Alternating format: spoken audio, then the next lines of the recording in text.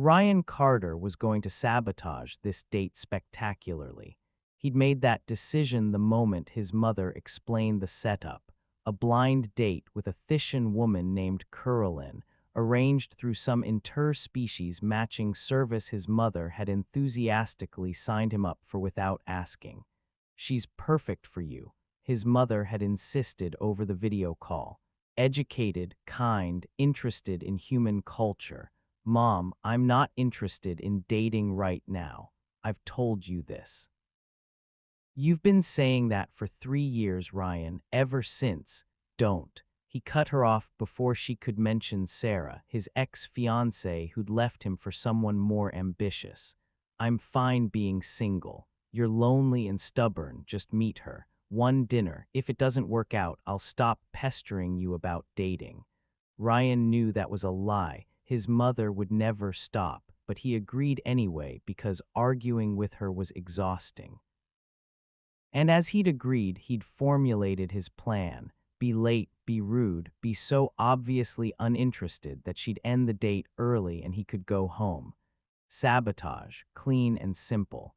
He arrived at the restaurant 15 minutes late deliberately. Didn't bother to dress up, just jeans and a wrinkled shirt. Prepared his arsenal of conversation-killing responses.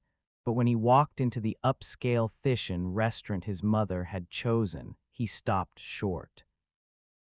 Carolyn sat at a corner table, her navy blue skin luminous under the soft lighting, her silver hair elaborately braided.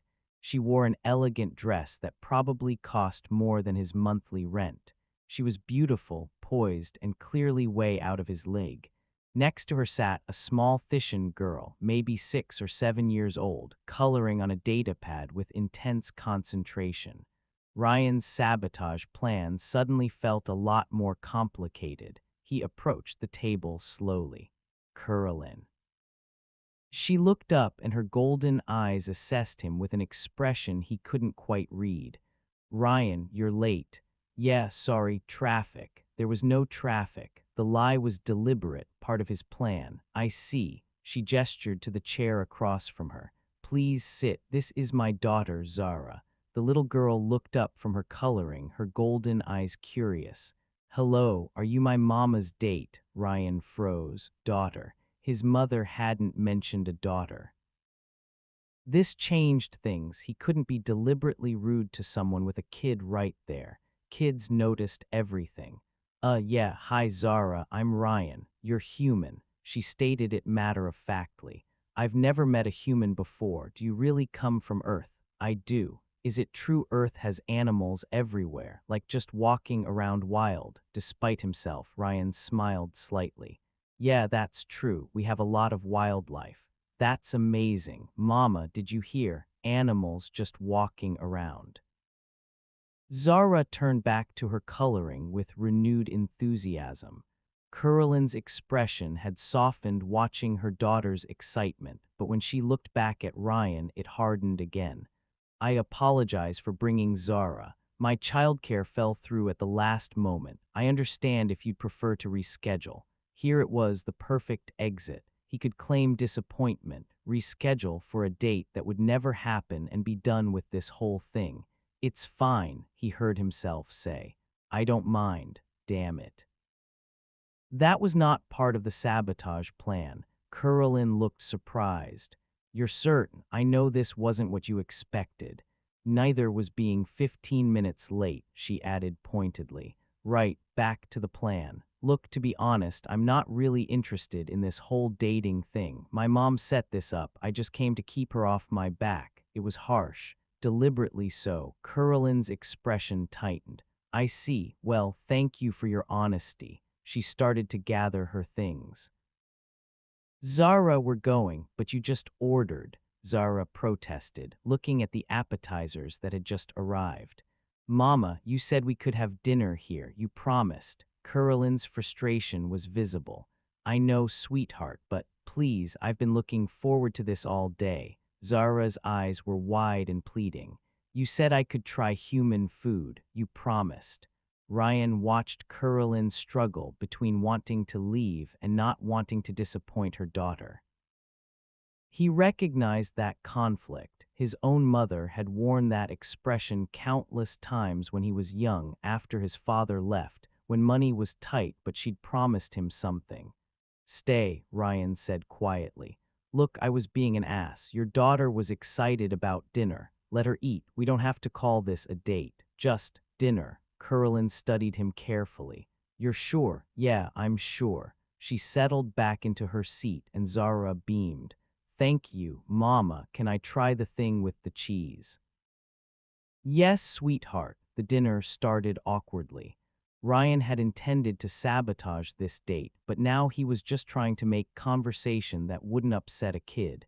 Curlin was polite but distant, clearly unimpressed with him. Then Zara asked, "Ryan, do you have a job?" "Zara, that's rude," Curlin started. "I'm a teacher," Ryan said. "I teach literature at the community college on Station Omega 7. Zara's eyes widened. "You teach reading. That's my favorite. Mama reads to me every night. We're reading about the old Earth Wars. There are horses." "The Napoleonic Wars," Ryan guessed. "Yes, do you know it?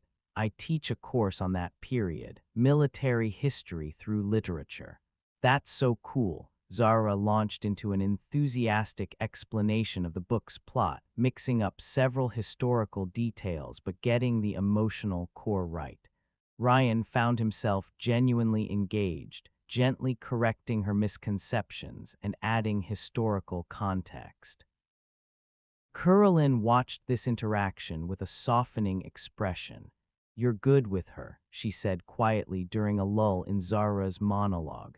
"I work with students, different age range, but same principle, meet them where they are, build on what they're excited about." Still, not many people have the patience for an enthusiastic 7-year-old's historical tangents.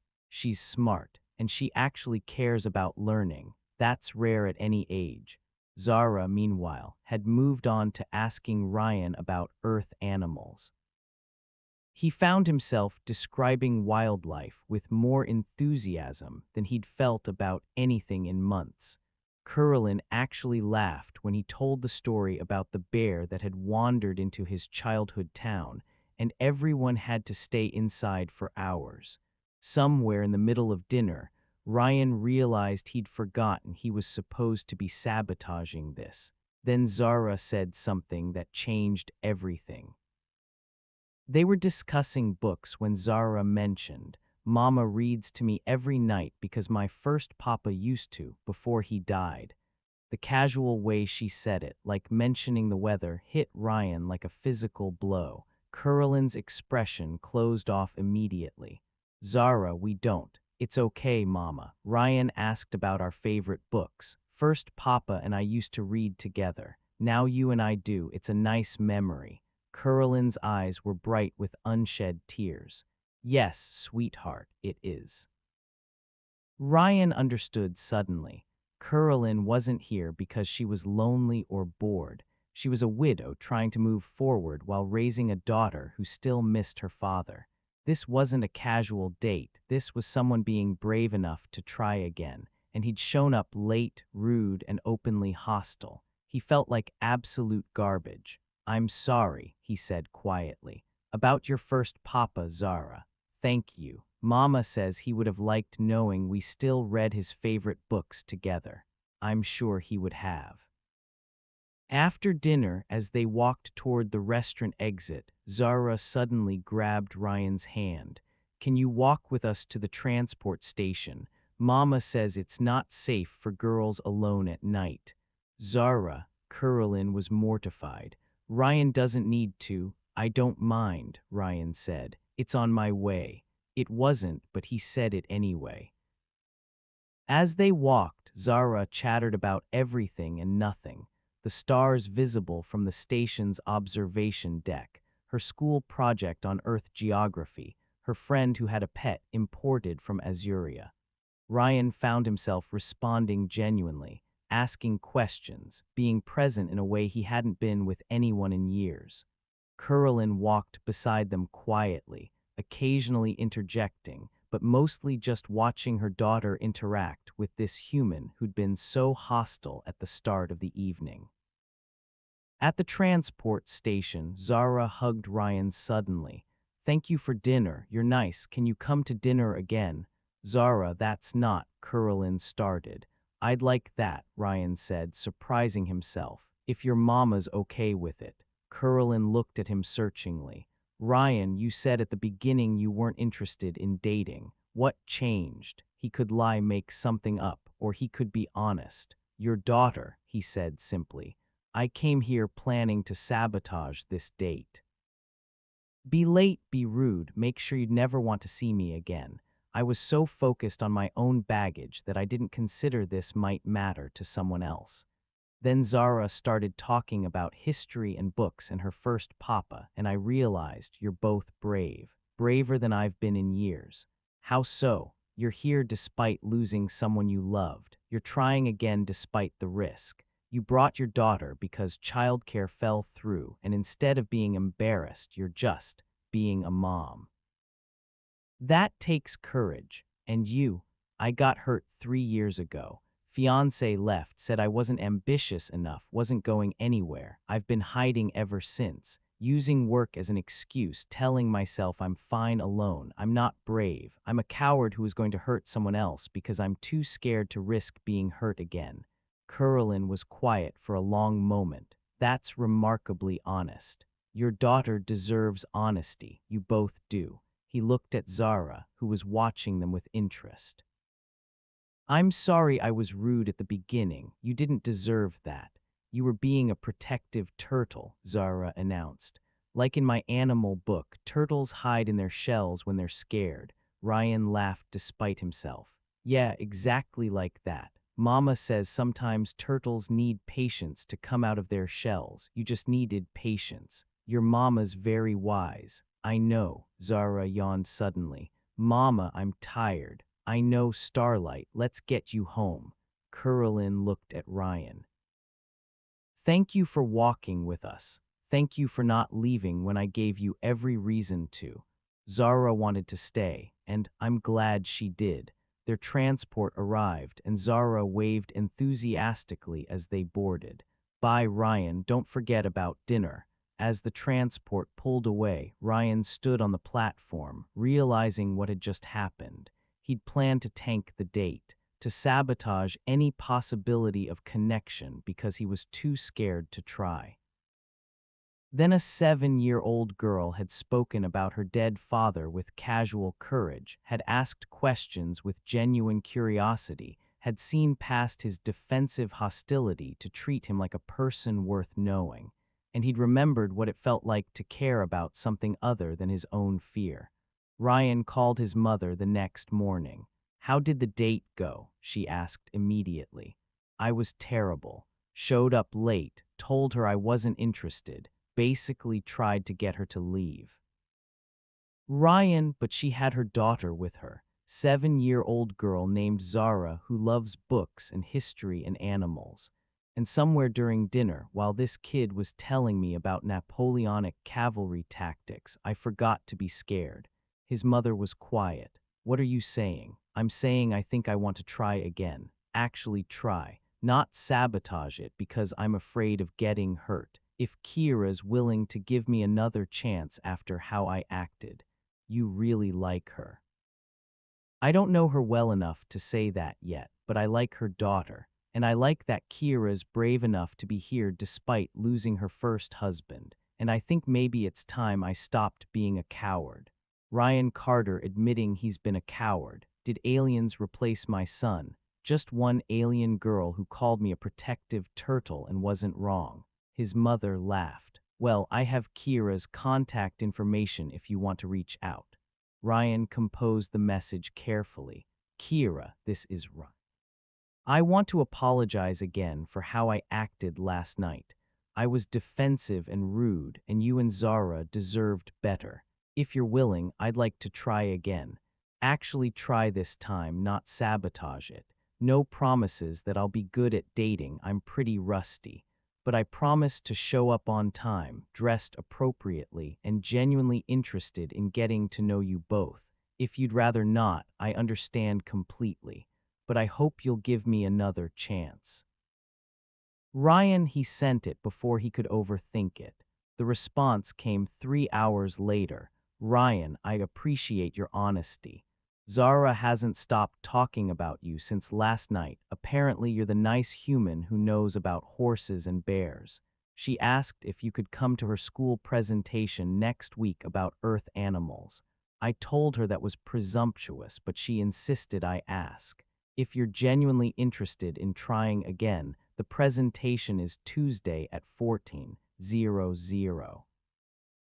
No pressure if that's too much too soon, but Zara would be thrilled. So would I if I'm being honest. Ryan showed up to Zara's presentation 15 minutes early, wearing his best shirt, carrying a small book about Earth wildlife as a gift. Zara's face lit up when she saw him in the audience. Mama, Ryan came. The turtle came out of his shell. Several parents looked confused. Kira laughed, her whole face transforming with genuine joy. After the presentation, where Zara gave an enthusiastic if somewhat factually creative report on bears, Ryan approached them. You came, Kira said softly. I promised I'd try. Trying means showing up. Can Ryan come to dinner again? Zara asked immediately. Please, Mama. Zara, let's not pressure. I'd love to, Ryan said, if you'll have me. Under one condition, Kira said seriously. No more sabotage. If you're going to try, really try. Not because you feel obligated, but because you want to. I want to, Ryan said and meant it. I'm still scared. I'm still carrying baggage, but I'm tired of hiding from possibilities because I'm afraid of being hurt. Good, because I'm scared too, and I'm carrying my own baggage. We can be scared together. Can I be scared too? Zara asked. I don't know what we're scared of, but I want to participate. They both laughed, and Kira ruffled her daughter's hair. You can participate in dinner. Ryan, tonight, our place. I cook a mean thishan pasta dish, and Zara would love to show you her book collection. I would, Zara confirmed enthusiastically. Tonight sounds perfect. 6 months later, Ryan sat on Kira's couch reading to Zara from a book about Earth wildlife. Kira sat beside him, her hand in his, her head resting on his shoulder. Ryan, Zara said sleepily. Yeah, I'm glad you came out of your turtle shell. Me too, kiddo, me too. Kira squeezed his hand. Thank you for trying, for really trying. Thank you for giving me a reason to. That was Zara. She's the one who saw past your defenses. Yeah, she spoke and everything changed. Ryan thought about that disastrous first date, how he'd planned to tank it completely, to sabotage any chance of connection. How a little alien girl's innocent questions and casual bravery had dismantled his carefully constructed walls. He'd been a coward hiding in his shell. Until a 7-year-old girl had spoken about her dead father with courage, had asked questions with curiosity, had treated him with kindness he didn't deserve, and in doing so had given him permission to be brave too, to try, to risk being hurt because the alternative, staying safe and alone, was worse. Zara fell asleep against his shoulder, the book still open in her lap. Kira smiled. She loves you, you know. She asks every day when you're coming over. I love her too, both of you. Even though we're complicated, even though I have baggage and a kid and a dead husband I'll always love, especially because of those things, because you're real and brave and you let me be real too. No more sabotage, no more sabotage, just trying every day. Good, because we're trying too. He planned to tank the date until the little alien girl spoke and changed everything.